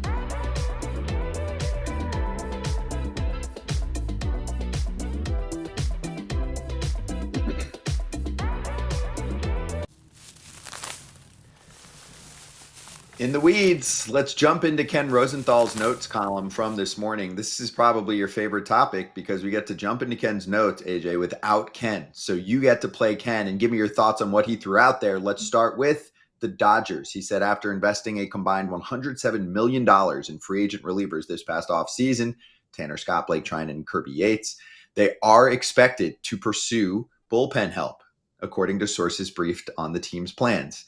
He pointed to Tanner Scott having a worse year, giving up a lot more homers in the first half. That could change, but Evan Phillips, Tommy John surgery, Blake Treinen expected to join the team soon. Kopech is out again, but hopefully back in the next few weeks. Brusdar Graterol working his way back from shoulder surgery. Thoughts on the Dodgers going for more bullpen help? What did Jim Bowden just say? Every team wants bullpen help. You can never have enough bullpen help. Tanner Scott's got to figure it out. He's probably been out of this group the most disappointing, I would say, after the year he came off last year. Kirby Yates has been okay, hasn't been great. Treinen's been hurt. Evan Phillips out for the year. Kopech has missed most of the year. Graterol's missed all the year. So they have a lot of guys, and they're surviving. They're still doing fine. It's the Dodgers. What do you expect? It's World Series or bust for the Dodgers. So, of course, they're going all in on whatever they think is needed. I mean, they have Yamamoto. Kershaw's pitching pretty well. Glasnow came back. When do we see Sasaki? When do we see Snell? Look, the Dodgers are going for it. We know they're going for it. They're not going to stop halfway. Brandon Gomes and that whole Dodgers organization is all in. Do you think they'll go big, Kratz? So another part of his notes column brought up the Twins and the Guardians, who I think we're going to talk about a lot. But let's focus on their relief pitching. He brought up Griffin Jackson, Jan Duran, as well as Emmanuel Clase and Cade Smith. He said it's not going to be easy to pluck those players. Also, Cleveland had the 10-game losing streak, and then they won, I think, 6-7 heading into the break. Twins played pretty good heading to the break. Both of them have kind of soft schedules over the next couple weeks, so it could be fool's gold. What do you think happens there, and what would you do? And one more caveat, Ken mentioned how the other element is that the Guardians are extremely disciplined in trade talks, often frustrating potential partners. That's been a reputation of theirs for a while. Plus, Derek Falvey began his front office career with Cleveland, and the Twins barely ever do anything because they're tough to deal with too. Yeah, I don't see how the Twins get anything done without it being a mega return. And there's pretty much two teams that you know based on, one, their cash, two, the way their GMs work and how badly they want to win. Phillies, Dodgers. Whether, Phillies, it's more about like, hey, Dave Dombrowski's he's like, I'll give it to you. What do you want? You have that guy. I want him. Let's go after it. So if you're talking about a Johan Duran being a mega piece, I don't see the Dodgers going after him. I think they would probably like a Griffin Jacks better just because the strikeouts are there. And Duran, while being a closer, there's those pieces. But to me, if somebody gets Clase, because I heard the rumors with the Phillies, to me, it's the Dodgers. And the Dodgers are not afraid to make a big splash. The Dodgers are not afraid to give Dalton Rushing to the Guardians if that's what they're looking for. The Guardians never really completely rebuild, and the Dodgers have AAA big league players who are young, have less than a year of service, and they can be plugged right into the Guardians lineup. And who of the Dodgers trades of prospects are you like, man, probably would like to have that guy back? No, they have a World Series from last year. They won another one again this year. Do you think the Phillies could make a move for Clase or Duran? I mean, both of them have multiple years of control left. I imagine Justin Crawford gets it done, but the Phillies don't want to do that because he's probably going to be their outfielder, if not late this year, then starting next year for, they hope, 10 years. McAble, we brought up quite a bit. I think one of those blue chip prospects does get a guy like that. I don't think that's enough because Really? of Clase's contract. I think you're going to need a Mick Abel and an Aiden Miller and a Justin Crawford. And I don't say Andrew Painter because all I've heard is he is completely off limits. But Clase makes me feel like I'm going after a lot of guys. I'm letting you have somebody if I can have Clase. I don't care what he did last year in the playoffs or not. That is a shutdown closer who is locked in, which Dombrowski does like to do. He likes the guys who are still locked in a little bit. Felix Bautista, AJ, has a couple years left of control, and I bet Mike Elias would do a move like that because the future is better than the present in Baltimore. You always say I don't think he's trading Bautista. I just don't think. I think he's going to hold on to him for one more year and try to make a run next year because you have to go into next year with the closer, and Bautista looks really good this year, so I don't think the Orioles will move him. Two more quick ones. Yeah, go ahead, Kratz. No, I was just going to say the only person I think would get Bautista out of Baltimore would be Painter, and that's another starting pitcher, which I think Mike Elias is like, you know what? We don't really need starting pitching. All of our starting pitchers that are hurt are just going to come back, and we're going to be perfect next year. I disagree. I think Elias would do Abel for Bautista straight up. I do. I think that both sides would agree to that one. But we'll see. We'll see. Two more here. This one's quick. Luis Robert, according to Ken, is definitely getting shopped hard and probably getting traded because he has a $20 million club option next year, and there is no way that's getting picked up right now. I mean, he's stealing a bunch of bases, plays solid D, but I mean, that's terrible. A team will take a flyer on him if the White Sox get most of the money. Yes. I think he's definitely getting traded. You think the White Sox are going to? You think the White Sox are going to eat a lot of that money, though? I mean, they'd have to get something. The White Sox are probably asking for the moon for this guy, and he hasn't performed. It's been like 2.5 years since he's hit. The price has dropped significantly. They're trying to at least salvage something out of him, but they held on too long. They blew it on that one. Lastly, somebody on this show said to trade him. I forget who it was. It was you, like 2 years ago. Yeah, It was you. All right, last one. The Rays with a 3-11 slide heading into the break could be buyers or could be sellers, according to Ken. If it's sellers, it could be guys like Pete Fairbanks and Brandon Lau, who have 1 year left of control after this season. They're club options for both of these guys. Here's the interesting part for me, AJ. Wander Franco had the 11-year, $181 million in guaranteed money, and he's got 8 years left of that, probably all going to disappear, and so the Rays don't have to pay it. Ken brought up Kyle Tucker in the offseason as a potential target. He's from the area, new billionaire owner coming through, and they went after Freddie Freeman a few years back, or at least allegedly offered him 6 to 7 years, $140 to $150 million. Percentage chance Kyle Tucker lands with the Rays is? There's a better chance that this card that I have of Ellie De La Cruz is rated a 10 than Kyle Tucker signs with Tampa. Hey. You can't give me a 0. You're not even going to give me like a 5%? 0%. 0%. Why? 0. They don't have owner. A stadium. Here's the biggest thing. The new owner, great. But how's that new owner work down Baltimore? Not well yet. Okay, thank you. It takes them a little while to get in there and figure it out. They don't just go in there and throw their money around for no reason. Plus, the Rays don't have a stadium deal. They're still stuck in the trop. Until they figure out the stadium, they don't know what their revenues are going to be or where they're going to be. So even if this deal gets done in September like they're talking about, it's going to take them a few months to get settled, figure out a stadium, all that stuff. So no, Kyle Tucker's not going to the Rays. I'm sorry. They would have to so overpay. They would have to give him the Juan Soto deal for him to go to Tampa. Do you think that's happening, Scott? What are the chances that happens? I don't think he's going to get $765 million. Here's the thing. Steve Cohen took over for the Mets. He spent money right away. Mark Walter took over for the Dodgers, spent money right away. For me, Kyle Tucker, right now, I'll give it a 5%. You're in different ballparks of people. Steve Cohen, no offense to Patrick Zalewski, but Steve Cohen and Patrick Zalewski and his group are way different animals, okay? The Guggenheim that owns the Dodgers, it's not – what's the guy's name that you named? It's not them. It's the Guggenheim thing. Mark Walter. They own Guggenheim. Next time you get 5 seconds of your life, Google how much Guggenheim is worth and then get back to me. That's not – I mean, that's like Steve Cohen to Scott Braun, and then Guggenheim's like 10 times bigger than Steve Cohen.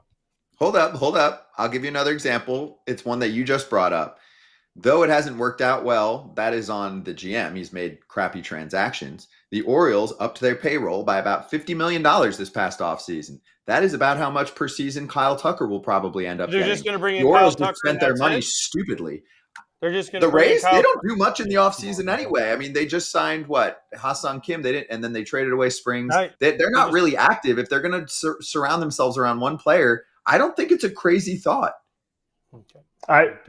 I'm checking to make sure we're not losing subscribers based on that comment and AJ saying that the home run derby should happen in regular season games. Like, come on, no, it's not going to happen. They offered Freddie Freeman $150 million. You're talking about Kyle Tucker. The get-in price is $450.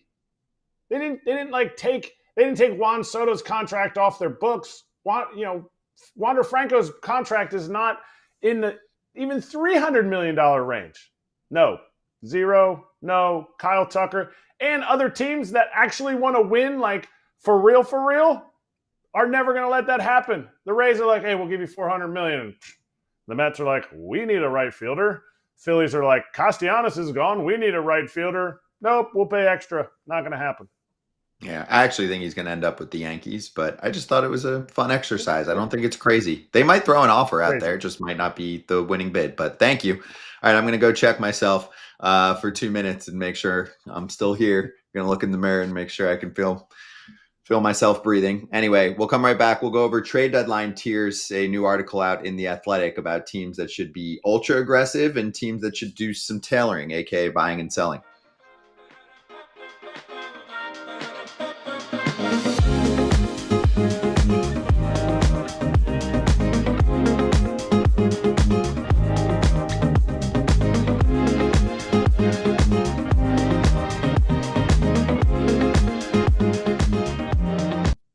Two funny things involving Ohtani from the last few days. Number one, he went over to Robert Suarez, who threw at him during the little Padres-Dodgers hit back and forth. And he was like, oh, my shoulder.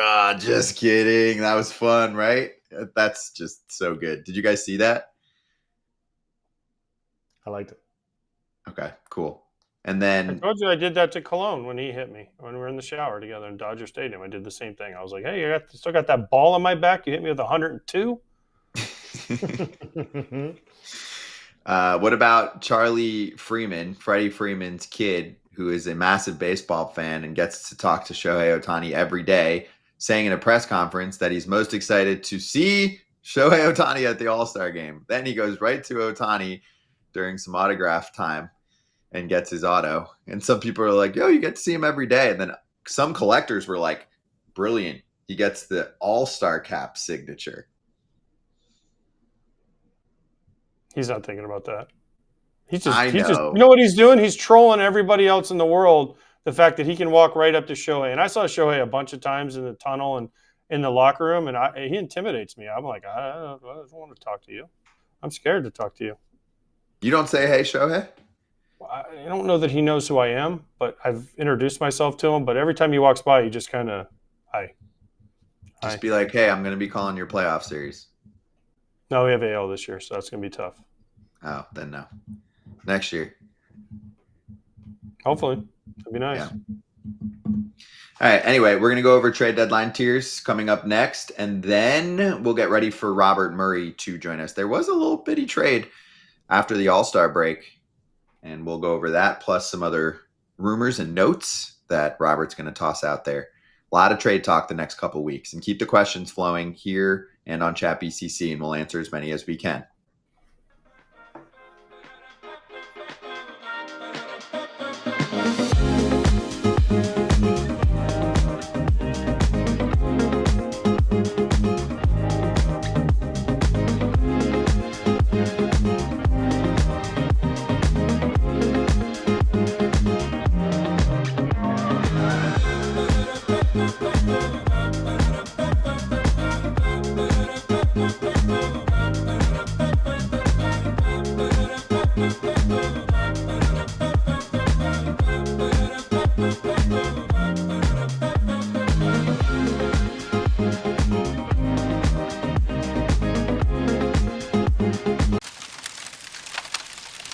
Hot Corner is powered by NEX Playground. Don't just play video games, play them actively. I just made that slogan up, but it's true. It's a very, very active console and platform. Go check it out. Anyway, trade deadline tiers put out there by The Athletic. So let's run through them. And let's start with could be, parentheses, should be aggressive buyers. Detroit, Dodgers, Yankees, Phillies, Cubs. And if you're listening to the pod version of this, I'm not going to point out all of the needs they place there. You should just watch the clip on YouTube later on. But from what you're looking at on the screen, what stands out the most, Kratz? Where do you see one of those needs definitely being filled, and do you have a name in mind? Everybody wanting relief pitching, so we can't even talk about relief pitching with any of these teams because they all need it. To me, I don't feel like the Phillies leave the trade deadline without an outfielder. I feel like there's somebody out there that they could possibly overpay for. Luis Robert obviously has been swung around there. They are looking for somebody to be able to hit right-handed pitching, so he's not hitting any pitching right now, but there's intrigue for athleticism there. You'd have to convince you'd have a harder time convincing me that Dave Dombrowski doesn't do something. Is it a superstar outfielder? I doubt it. So that's why I would lean to not towards Luis Robert, but Dave Dombrowski's getting something in the outfield. I think you could say that about their relief pitching. I would be shocked and floored if they don't get themselves a high leverage reliever. But you're saying that's obvious. Okay. It's obvious. Everybody in that list there, everybody needed a relief pitcher. Are you saying who's going to get the highest end relief pitcher? I mean, look, Dave Dombrowski did not go and get Tanner Scott. He was available. He did not go and get Kirby Yates. He was available. He did not – I don't know how much Blake Trinan actually cared. Like, there was guys that were available in the offseason. He did not go get them. So is he going to get the most high-end star? I don't know. But I do know that he's going to fill that outfield role. And relief pitching, somebody's going to pay a premium for anybody you get, even some middle-tier relief pitchers, because everybody on that list needs somebody, and all those teams want to win and are built to win this year. My point is they lost Alvarado for the playoffs, so they're going to have to fill that void. They didn't know that going into the season. I mean, unless they were following him around, watching what he was putting into his body. But anyway, AJ, I actually think that's a good move for them.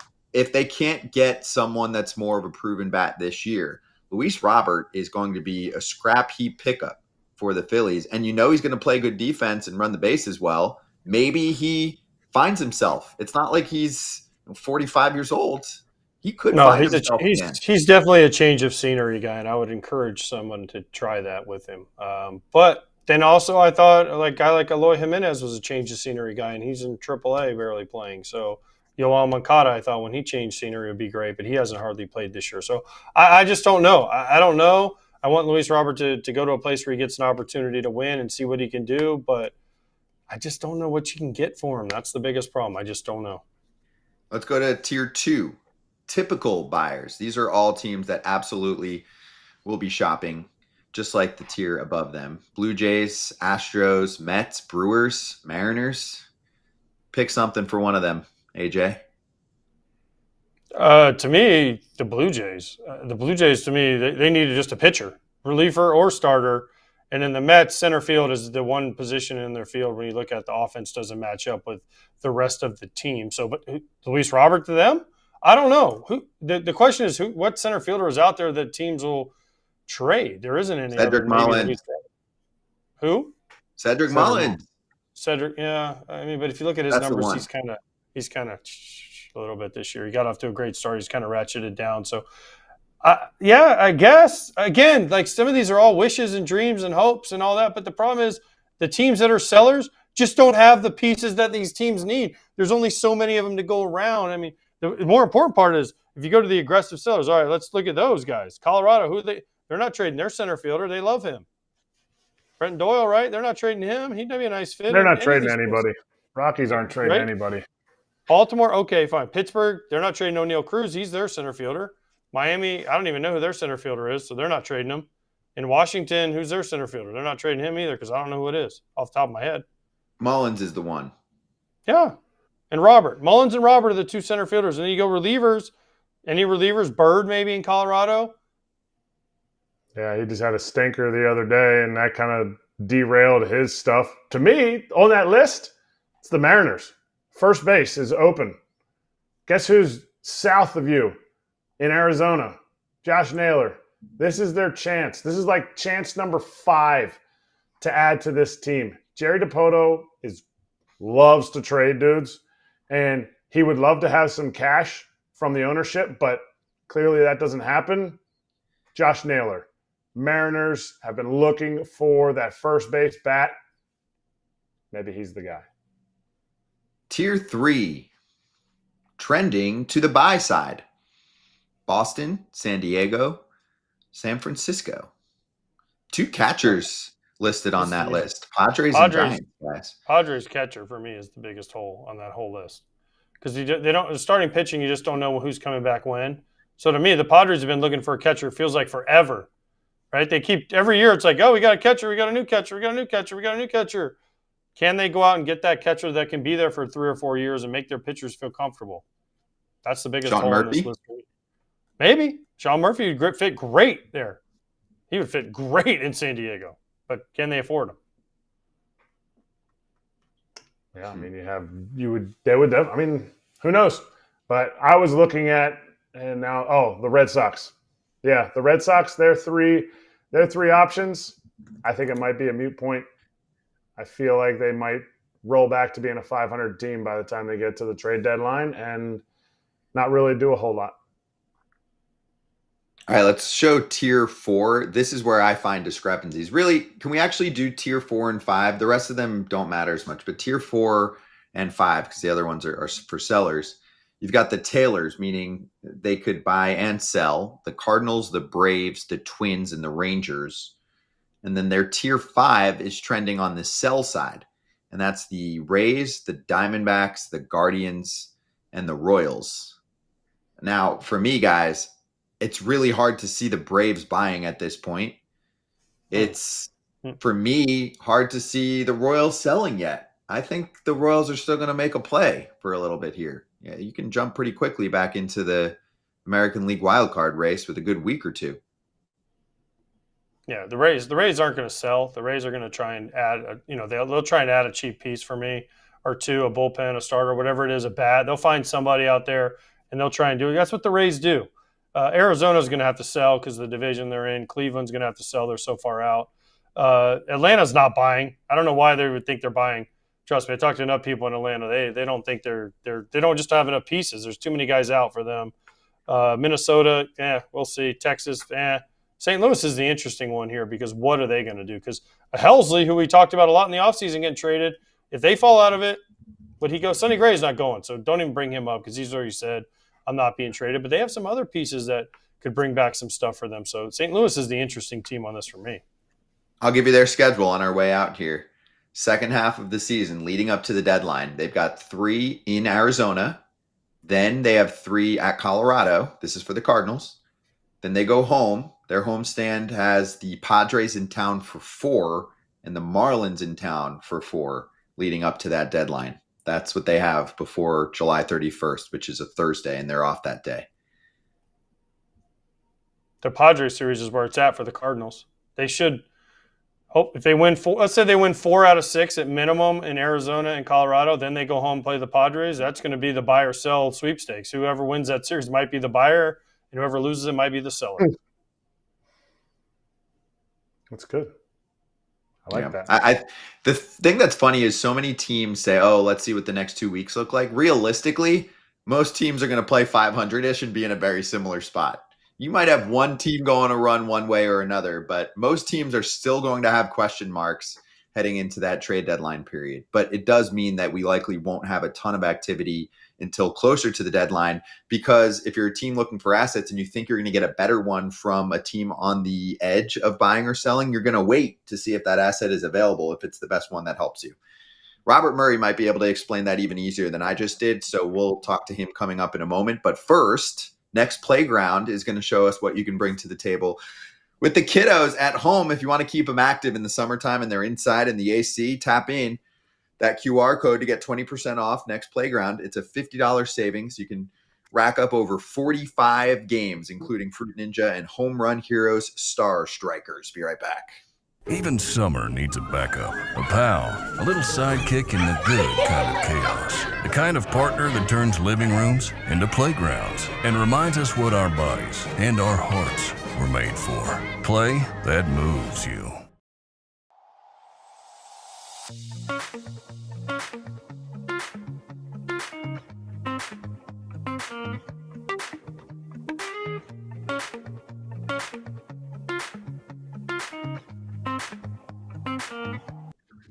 Hey, what do we think about the pitchers that are getting bonuses, even though they didn't make the All-Star team? Christopher Sanchez got one. That was a little bit of a more unique case because they pitched him on Sunday and he was asked to pitch in the All-Star game. So I'm sure there were some conversations behind the scenes to get him his $50K bonus. $100K bonus, AJ, for Nathan Eovaldi, who many thought deserved to be there. Had a 1.58 ERA in the first half over 91 innings, and they decided to give him $100K. Good for Nate Eovaldi. Good for Nathan Eovaldi. Yeah, I mean, hey, if you Rangers, I almost made the All-Star team a couple times. So can you kick me a couple $100,000 too? Because that would be awesome. I would love just a couple $100,000. I don't know. I mean, listen, if this makes players feel better in the team, gives them a better relationship, sweet. I mean, it just shows you $100,000 to these teams is really nothing. It really is nothing. Was he another case too, Kratz, of a guy that was pitching on Saturday or Sunday? I don't remember. I got to go back to what his last start was. Because for me, that's where it makes sense, where it's like, hey, you didn't get asked to be a replacement because you were ineligible to pitch or you weren't going to be able to pitch. Well, I think also some of those guys, because Christopher Sanchez, they were asked earlier, and there was a chance they could have moved his start around. So I think that conversation, I assume, probably happened with Nasty Nate. Yep, I mean, he pitched Sunday. Sunday, by the way, so that makes sense. Because some people are like, Casey Mize has doubled the ERA and half the WAR and whatever else. It's like, yeah, but Casey Mize was available to pitch and Eovaldi wasn't. So it seems like there's something here where if teams are going to line up their dude for Saturday or Sunday and not have him pitch in the All-Star game, then the handshake agreement is you give them their bonus because you're holding them back from pitching in the All-Star game. And being a 3-time All-Star. I mean, that's a thing. Like, that is a thing. Mm-hmm. I'm with you. All right, Robert Murray coming up next. If you have trade questions for us, we'll get to a few fan questions towards the end.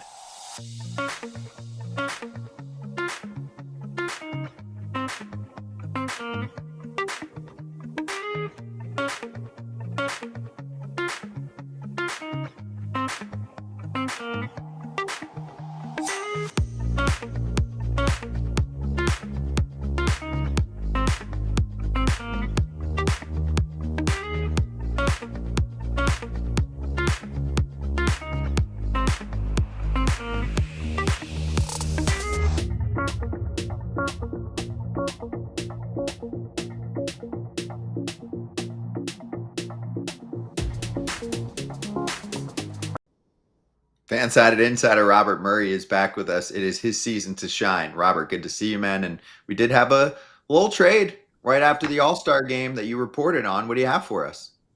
Yeah, that one. Well, first of all, it's good to be back with you boys. That one was not on my radar whatsoever. I was actually on the train in Atlanta flying home to Scottsdale when I found out that trade was happening. So there I was with my AirPods on trying to confirm the trade. After about 15 minutes, I got the trade. I was able to tweet it out before I hopped in the plane, so that was good. But it starts what should be a pretty active trade season here for the Pittsburgh Pirates. Moving Adam Frazier early on was something, it wasn't necessarily a priority for them, but when the Royals ended up coming to them looking for Frazier, that was a deal, and getting Cam in return was something that they thought was a really good return internally. And Frazier returns to the Royals now after a stint there. And it's not necessarily like the biggest name by any means. He struggled in Kansas City when he was there, but he was hitting around 255 with Pittsburgh, had performed really well for them recently especially. And he can also play in the infield and the outfield. So it's cheap versatility on defense for the Royals, maybe some added depth there as well. So I don't have any issues with it, but it marks the beginning of what should be a very active trade season here for the Pirates. Can we also get Frazier back to Baltimore maybe and the Padres so he can just keep going back to the same teams over and over and over again? I mean, it's crazy, right? He started his career in Pittsburgh, went to Kansas City. Now he's back. He goes to Pittsburgh. They take him back to Kansas City. Like, I guess the Pirates and the Royals really love Adam Frazier. He's a great dude. Yeah, he's a really good dude. I've had the chance to talk to him a couple times, and he's been always very nice to me. But hey, who knows? Maybe AJ Preller and Mike Elias can end up making that happen. Although from everything that I gather, the Royals kind of want to hold on to him for now, and maybe it even signals that the Royals are going to be buying. I know there's been a lot of questions about whether or not they could end up selling or buying, and I mean, getting Frazier, that's not necessarily like a big move that's going to dictate that they're going to end up buying just in the next couple weeks, but it signals that they want to win. And that they intend to compete at least. So maybe it could have some implication for the future of Seth Lugo and some of those other guys on that roster there that have been mentioned in trade rumors. But the next 2 weeks are going to be very telling for Kansas City. But getting Frazier was something that they liked and that they wanted to do. He was a guy that's very respected in that clubhouse, and now he's in Kansas City once again. Pick from the teams that are kind of in that Kansas City Royals on down realm where it's like, okay, maybe you're not like in it, but you still have a core of players that you've paid and you're looking to win in the next 2 or 3 years. That would be the most active in adding for this year that would then bolster their team for next year before we get to any of the, who's going to go for the one year rental guys?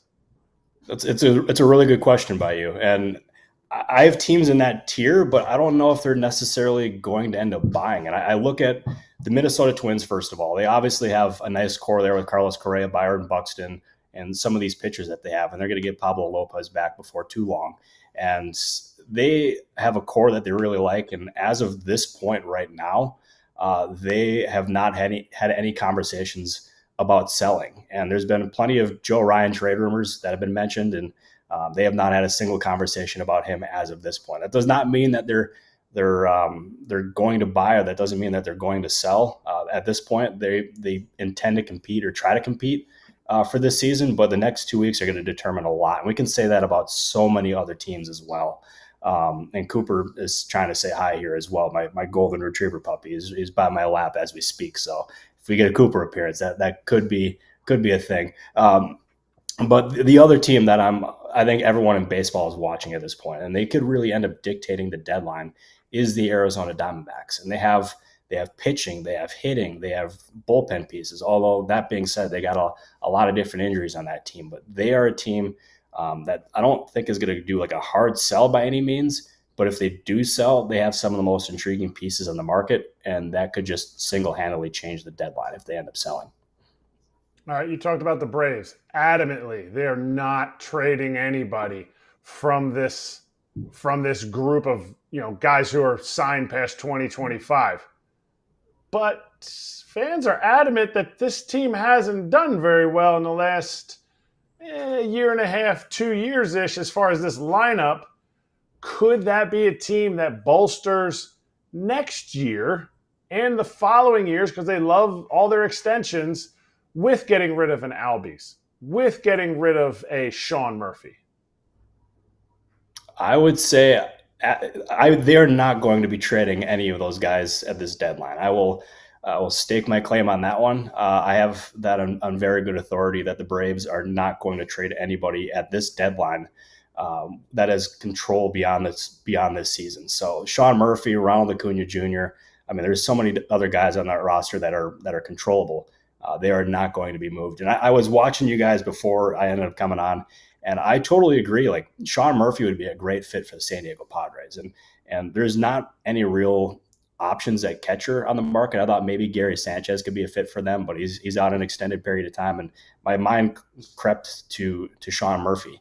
And the Braves are just they're not just pretty adamant. They're extremely adamant that players of Murphy's caliber who are controlled beyond the season are not going anywhere. But we can look at for the rest of their team that is going to be talked about. You have Marcell Ozuna, you have Raisel Iglesias, you have some other guys who are on expiring contracts. And the thing with Ozuna is, he's going to get plenty of interest because there's not any there's not that many great hitters out in the market. He's a power hitting guy. He can change a lineup with just his presence as a DH. But he has 10-5 rights, which allows him the opportunity to veto any trade. And he's got options that he will consider for sure, that he would ultimately consider waiving his no trade clause or his 10-5 rights. But I don't think it's going to be open to every team in the league. So he'll be selective, but he'll get plenty of interest. Robert, I just want to know, why wouldn't the Braves think about trading somebody to get controllable pitcher, controllable relievers, or a different bat, just to mix things up? Because this has not worked now for 2 years. Yes, they made the playoffs last year. They got swept out. This year has kind of been a disaster. You can blame the injuries or whatever, but they haven't hit the way that everyone expected them to hit. Now, is it fair because 2 years ago in 23 they were so great and everyone just expected them to keep being that great? Or I just don't understand why they wouldn't try to maybe trade one of their guys that, yes, isn't on an expiring contract and get someone different in there just to break it up a little bit. No, I totally hear you there, AJ. And it's something I've thought about too. And I think it's something that they should consider. But internally, they view this team, especially their core that they have. Like, the pitching staff is in a good place. Their hitting there's some question marks there. And they've dealt with a lot of injuries this season. And they believe that once they can get healthy, and they have the core to do so in order to compete next year. So they're not going to do anything that kind of deteriorates their chances of winning next year. They think that this roster can compete. But that being said, I would expect them to try to be pretty aggressive next offseason and trying to fill some of those holes. And it's adding to the offense or adding some bullpen pieces, because you don't know what that bullpen is going to look like next year, even in 2 weeks with the deadline coming up. So I'd expect a soft sell by the Braves. And I agree with you. I think they absolutely should consider something bigger. But as of this point, I don't see that coming, and I would be really surprised if that ended up changing. All right, we talk about value. Ryan O'Hearn just finished the All-Star game, and obviously he could be somebody that could be traded, most likely will be traded. His value, though, he has 140 at-bats against lefties in the last 4 years. He's essentially going to hit only right-handed pitching? Or is there a team out there that could say, you know what, we like what you can do. We're okay giving you that shot, and give them a shot to face lefties and righties and find extra value for maybe just trading for a platoon guy? No, that's a really good point by you. And we could absolutely see some teams doing that, because we've talked about how many teams need pitching, but there are a lot of teams, especially that are in contention, who need offense. And you can look at the Milwaukee Brewers. Maybe they can put him at first base, although we don't know what Rhys Hoskins' situation looks like there. Maybe they could put him in the outfield. The Houston Astros, to me, are a team that makes plenty of sense here as well, and they could put him in the outfield as well. Even the Boston Red Sox, like they need a first baseman. And if they can end up adding O'Hearn, I don't know if the Orioles would do an in-division trade like that. Although that being said, they just traded Brian Baker to the Tampa Bay Rays, so clearly they're going to be at least open to the idea. But that was just a very good return and good value for them to really pass up. But it's a good point by you. Any team that acquires him is obviously going to have to pay a very hefty price, considering just how few sellers there actually are. And if you're going to end up paying that price, you would expect that guy to not just be hitting against right-handed pitching. You would expect him to be hitting against right-handers and left-handers and trying to provide the most value that he possibly can, especially come postseason time, because that's why all these contending teams go out and get these guys, is they want to get the most value in return, but they also want to have the best chance at winning a World Series. And getting more at-bats for a guy like Ryan O'Hearn, honestly, can only be a good thing for any team. All right, you mentioned the Brewers, and we saw Jacob Mizorowski pitch in the All-Star game. Controversial pick, not the kid's fault, but it's an exhibition game, so why not, right? But will they extend him, or are the Brewers scared because of some of the other guys that have gotten hurt on extending him? I think the Brewers would absolutely love to extend Jacob Mizorowski. I mean, you look at him, and I mean, he's like 6'7". He's a string bean. You wouldn't expect this guy to be able to throw 102 miles an hour, but yet he does. He does it pretty effortlessly, and he has been just the talk of baseball. And obviously, his pick to be in the All-Star game was controversial. Not everyone agreed about it, and even saw the Philadelphia Phillies players really just speak out about it. But that being said, despite some reports, there have been very, very, very brief conversations. I don't even know if I call it a conversation, and no offer has been made at this point. So the Brewers are not close to extending Mizorowski at all. I would imagine they would love to do so, but that price tag is going to only continue to go up and up and up and up. And we've seen the Brewers do early extensions before. We saw them do it with Freddie Peralta. We've seen them do it with some other players as well. But that is going to be a guy, his value is going to be just so high that it could be tough for them to extend him. But I don't want to get ahead of it. I want the Brewers fans and the Brewers organization to enjoy just like that player that they have, because he's just a superstar in every bit of the imagination. And he should honestly only continue to get better. All right, Robert, I'm going to bring in one or two fan questions here as we've been chatting. Actually, this one brought up by a couple fans in the chat related to our conversation earlier. Any center fielders that we're missing that you think could be available and impactful for contenders besides Cedric Mullins and Luis Robert? Honestly, those are the only two that I've really heard the most about from rival executives. And Mullins, obviously, he's had the better production. He's a guy who obviously he would love to stay with Baltimore, but as Ken Rosenthal wrote earlier in the season, there had just been no discussions there whatsoever. And considering his contract status, I would expect him to get moved. But Luis Robert Jr. is the one that I can't get a good feel on that one. Last year, the White Sox were adamant that they were going to hold on to him to try to extract the best value and hope like that he would end up bouncing back. But it has not been the case at all. He's battled some different injuries this year.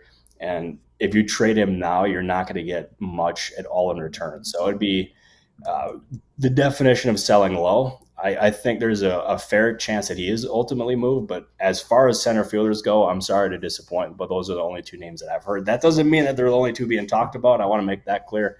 But those are the two most prominent ones for sure. I've actually got one other that I just came up with who can play center fields. Harrison Bader is actually having, I think, the best offensive season he's had in a long time. Looking at OPS plus, at least, he is above average, and usually for several years he's been below that mark. He's at 109. Seen a little extra thump from him. He's got 11 homers in the first half. His career high is 16. Last year he had 12. Year before that, or many years before that, was more in the single digits. So that could be a valuable center fielder for a team if that bat stays the way it is and the Twins decide to sell. So I'll throw that one out there if that's cool with you. No, I think that's totally cool. That's a good shout by you. I like the name, and he's also really good defensively as well, obviously. Like, it's been his calling card for ages. You know how much these teams, especially the analytic-heavy teams, love guys who can just play elite defense, and he's the definition of that. And the fact that he stayed healthy, it's not something he's been able to do for the early part of his career. So I think that's a worthy name if the Twins do decide to sell. One more fan question, and then we'll have AJ finish up with his. Eric wants to know what you think the Angels will do. Are they going to ride this out for the next couple weeks and see what happens? He said, should they listen to offers for Kikuchi in addition to players like Taylor Ward, since there aren't too many quality pitchers on the market? And obviously some of these guys are getting close to free agent status for them. Not Kikuchi. I think he signed up for 3 years. Tyler Anderson, I think, is a free agent after this year. Yeah, I feel like this is an easy call for the Angels that they should sell. But with Artie Moreno, you just never really know what they're going to do. And it's probably the most difficult team in baseball to try to pinpoint. But to me, it should be clear that they should sell. But my guess is they're going to wait this out for at least the next 10-ish days to try to figure out if they actually should buy. They want to, because we've seen them do it in years past where they ended up getting Lucas Giolito, Ronaldo Lopez, and some other players, and all just gave them up about 2 weeks after they ended up acquiring them on waivers for nothing. So it's an organization that's extremely difficult to pinpoint. But my guess is they come to their senses, they sell. But I am hardly confident in that answer just because of Artie Moreno's presence. Because honestly, it can depend on how he wakes up a certain morning. For that could end up deciding the direction that they go at the deadline. They are that unpredictable. Gotta love that if you're an Angels fan. All right, I'm going to ask you a strange question, and Kratz and Scott are going to be like, "What are you talking about?" Foster Griffin is over in Japan. He's absolutely dominating. I know Foster because he pitched at First Academy, where my son just graduated from. So I've heard about him for a long time. Struggled when he came over to the big leagues. When he was in the big leagues here, got hurt. went over to Japan. Is this someone we could see come over next year and have one of those impacts that some of the guys that had gone overseas and came back over have had in the past? AJ, you read my column. I appreciate you. I've always loved you. Yeah, that's my guy right there. He is somebody who is on the radar of teams for sure. He's pitched very well over in Japan. He's got an ERA below 1. He's tweaked some different things with his arsenal. I'm not ultimately familiar exactly what he's all done, but he is someone who is really turning things around. And I'm not kidding when I say this. I've had 3 different people around baseball reach out to me and ask me for different intel on him and just say that he's on their radar. And I even had one of those people say he's the most under the radar guy entering the offseason. So I think we'll be hearing about his name plenty. And yeah, he's definitely a name to keep in the back of your mind for sure. Robert, great to talk to you. Trade season is on. Let's get it going. And we'll talk to you maybe next week, if not the week after, man. Stay fresh. I'm trying my best over here. I appreciate you boys, and I'll talk to you soon. Yes, talk to you soon. Robert Murray, great follow for what's going on right now. And check him out on FanSided, all those articles that AJ is reading.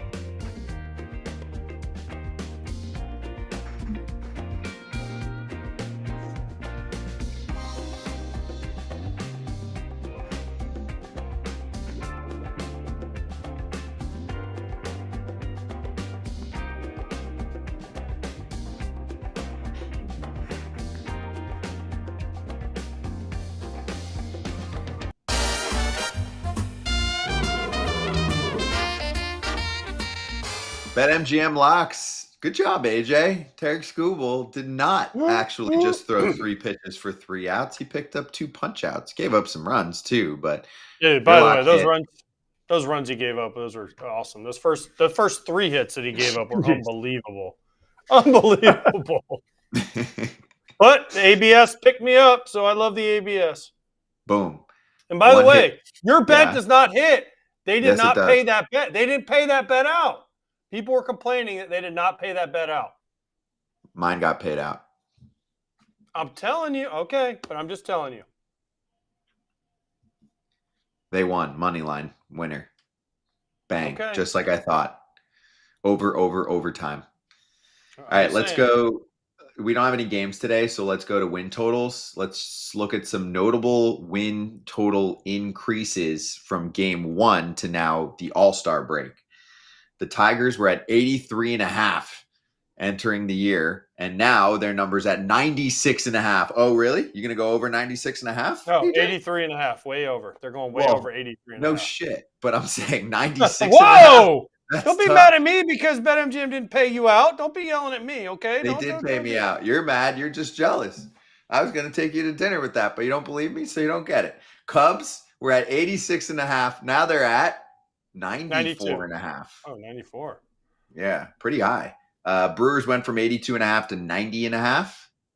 Blue Jays jumped 10 wins from 79.5 to 89.5. Giants from 79.5 to 86.5. Cardinals from 76.5 to 84.5. And the Marlins jumped from 62.5 to 69.5 giggity wins on the season. Any of those that you like? I like the Marlins. Over 70. I would take them over 70 just because it doesn't seem like they're getting rid of any of that pitching, and this team has starting pitching that has kind of carried them. Yuri Perez is going to throw more than he did in the first half. Sandy Alcantara has to do better, right?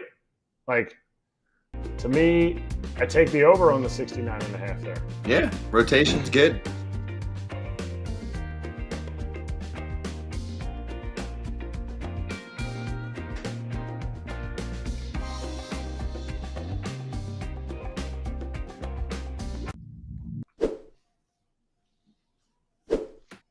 Reminder to everyone that we have the MLB jersey giveaway trivia going on right now in ChatBCC. While you're watching, hop in there, see what happens.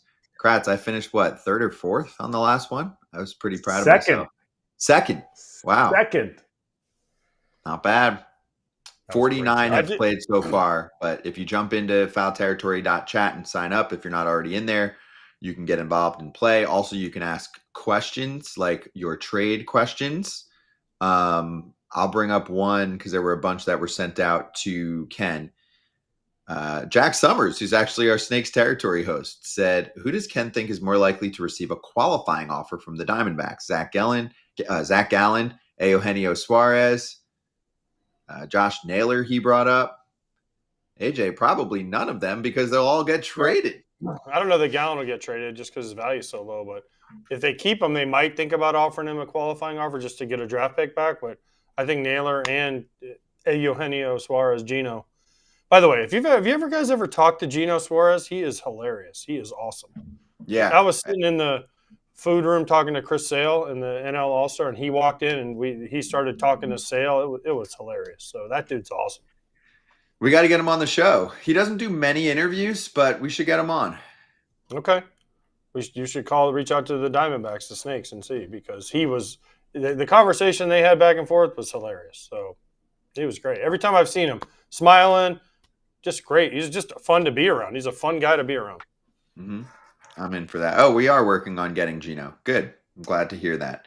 And last one, Brad asked in the ChatBCC, Yankees or Cubs for Gino, while we're on that topic. I think more likely Yankees than Cubs. Mm-hmm. I think Shaw has played better.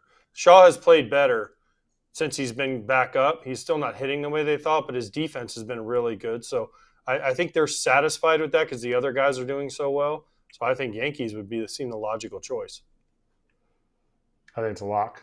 I feel like if you made me pick my first pick in the trade draft, I have to go Eugenio Suarez to the Yankees. They love homer dudes.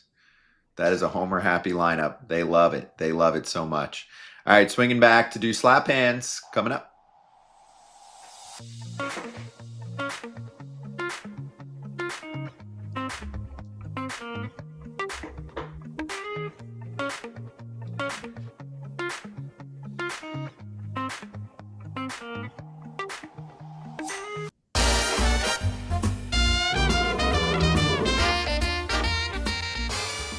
I gave you the risers. I got to give you the drop. Well, here also is BetMGM going over some home run, RBI, etc. kind of totals for hitters and starts and all that. And if you're watching this, you can screenshot it and check it out. I want to go to the notable win total decreases. Dodgers go down from 104.5 to 100.5. D-backs were at 86.5. Now they're at 79.5. Braves were at 93.5. They dropped to 78.5. for their win total over under right now. Orioles at 86.5 starting the season. Now they're at 75.5. Pirates go from 76.5 to 66.5. And then the Rockies from 59.5 drop 20 games to 39.5. Kratz, one of those that you would like to go over under on? Braves, what? Braves. Over? 78.5 is their new number? 78.5, yeah. Under. You're telling me they're going to almost get back to being a 500 team? I don't see it. Especially, like, where's it going to come from? Where is their resurgence going to come from? Yeah, they're 11 games under, but they're probably not going to trade much. So could they give you 10 more wins than losses in the second half of the season? I see what you're saying. I think it's a tough one. No? So you guys both like them under? I don't think they're – I think 76 is a good number for them, or 78, because I don't think their pitching has enough left. Schwellenbach's out. Strider's been okay. When Sale come back, Sale hasn't started throwing yet, so he's got a long time to come back, right? Smith-Schwarber's out. Lopez is out with his shoulder, so I don't know. To me, the Orioles are the one. I think the Orioles can almost get back to around 500 because I think they're going to catch some teams. And I don't know what kind of moves they're going to make, but I think they'll be able to catch some teams. Some guys are, some of these guys I feel like if they don't trade O'Hearn, or Mullins, some of these athletes have been better. So I think they can get up to around 500. So I think 75.5 is a little low. I think they're more of a 77 to 80 win team. Yeah, a lot of people thought that the Orioles would have the best record in the American League. And even if they do trade a few pieces away, you're right. There's still a good core there. Hey, check out the Swing for the Fences daily game to play. Swing daily for a shot to win score bonuses and boost tokens on the BetMGM app or at BetMGM.com. Go to that BetMGM app and access the game to score a prize if you get a single, double, triple, or homer. If it doesn't happen, go play again the next day. Gambling problem or concern, call 1-800-GAMBLER. Slap hands coming up next. we have a new job for AJ. Okay.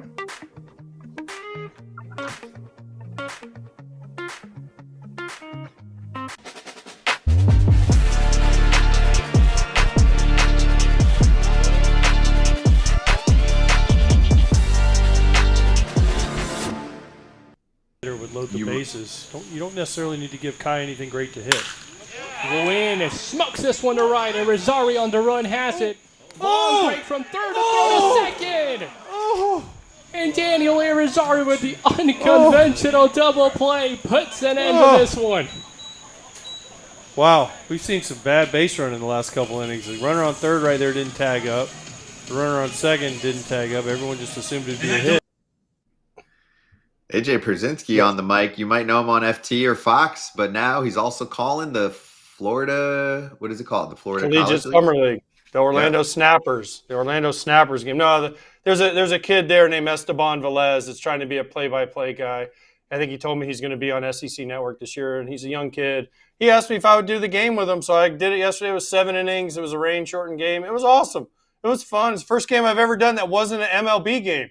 But it's a little bit hard when your son's playing in the game, right? So you try not to be biased. But when I said I saw bad base running, the inning before, the kid who hit the line drive to right that turned into double play also got doubled up from second by leaving too early when the tying run would have scored from third. He left second too early, so that run didn't count. And then the next inning, he hits the line drive.